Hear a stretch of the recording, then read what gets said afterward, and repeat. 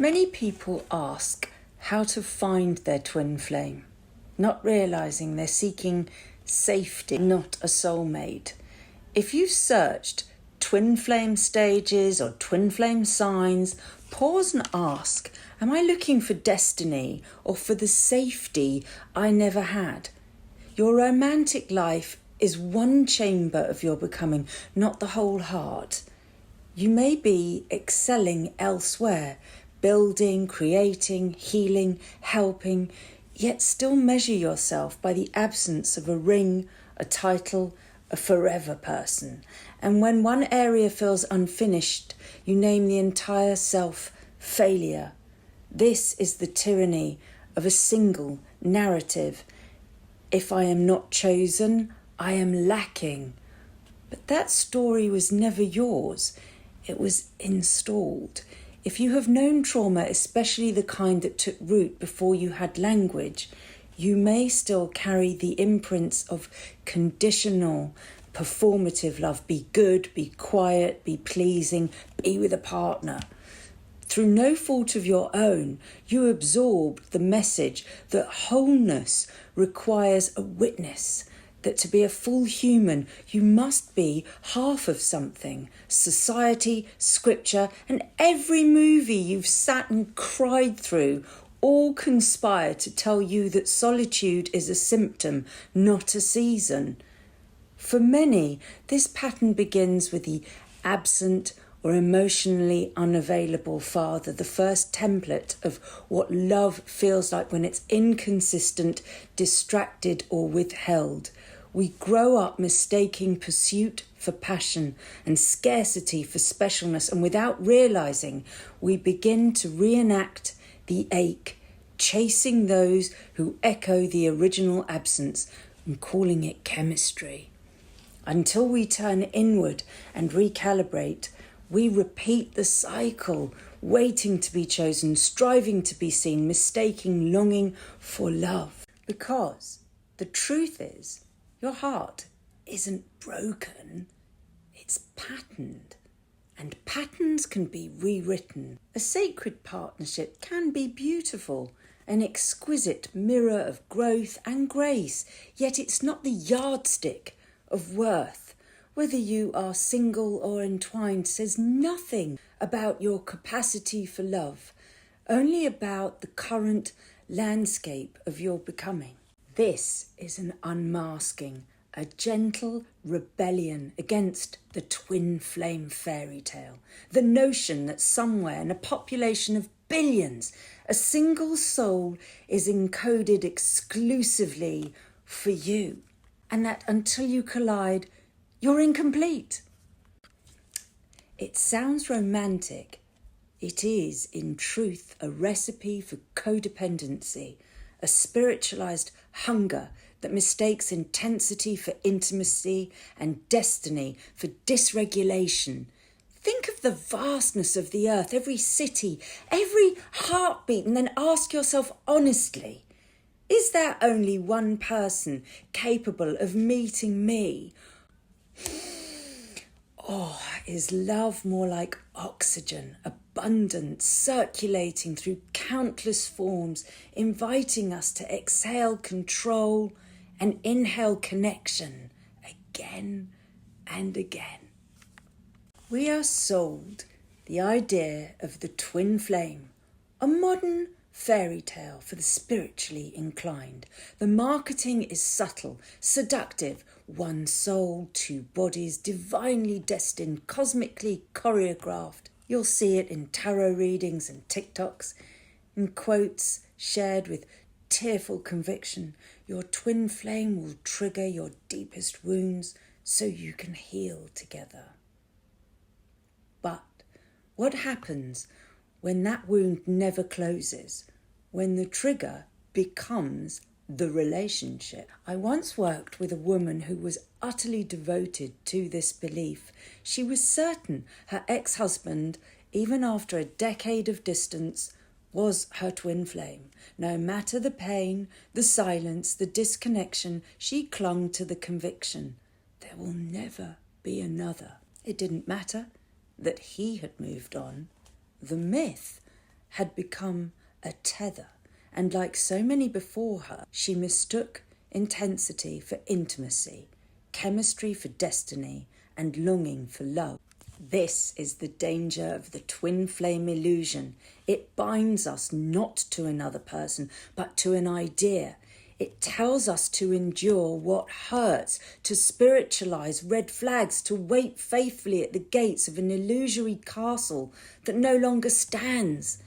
The good girl will be chosen by her knight in shining armour. She must be chaste, he must be brave, there may be a dragon. And yet, even among those who speak of healing, a subtler hierarchy persists. You may have met them. The partner who calls themselves more evolved, the higher empath, the awakened one. They do not announce superiority, they simply imply it in tone, in teaching, in that faint sigh that says, "You'll understand when you've done the work." Slowly, you become the pupil in your own partnership. Your triggers are lessons. Your feelings are evidence of how far you've yet to go. Your tenderness, proof of emotional immaturity. But love is not a classroom and you are not a syllabus. Real growth is horizontal, not vertical. To position oneself as a higher empath is to reveal a fear of equality, a reluctance to meet the beloved eye to eye, shadow to shadow. It's easier to hover above than kneel beside, easier to analyse than to empathise. True empathy doesn't rank, it roots, it says, I've been there too. I feel what you feel. Spiritual hierarchy is just another mask for avoidance, because to truly love is to risk being seen, flawed, feeling, fallible, and that kind of visibility terrifies those who built their safety on specialness. A woman I know once subordinated her entire self to a man she believed was spiritually evolved. He told her that she was the one he had been waiting for, and for a time they floated in that intoxicating glow, she ever agreeable, he ever enlightened. She carried the weight of their life, the rent, the bills, the silent sacrifices, while he carried out free online meditations preaching higher consciousness, love, and the story of his own greatness. He did not contribute financially, but he did have a generous heart, generous enough to treat other women to dinner with her money. And still, she told herself it was love. That spiritual connection required patience, understanding, and the surrender of ego. Until one day she finally spoke, gently and reasonably, suggesting he might consider finding a way to contribute. And being so very spiritually evolved, he responded with gravitas, "You've become very sad. I can't make you happy." It was perhaps the truest and wisest thing he ever had said to her. And then, just like that, he was gone, off to get spiritual with someone else. Sometimes the higher empath is simply a man avoiding his own shadows, and the awakened one is just asleep in self-importance and a hunger for external validation. This is where spiritual gaslighting takes root, when language is meant to heal, but it's twisted to harm, when someone reframes your truth as trauma and uses love and light to dim your voice.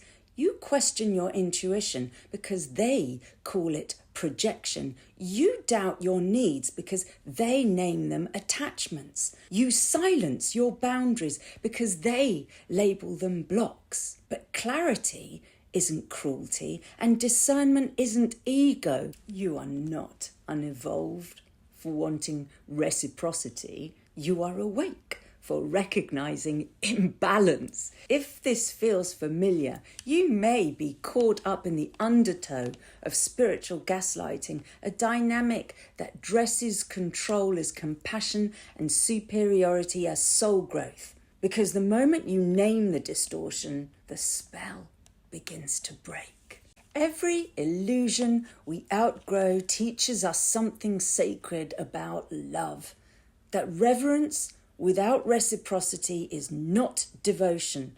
That alignment without accountability is not partnership. And that spiritual language without grounded action is just performance. When the spell breaks, the ache that follows is not failure, it's clarity. You begin to see that real evolution humbles you. It does not crown you.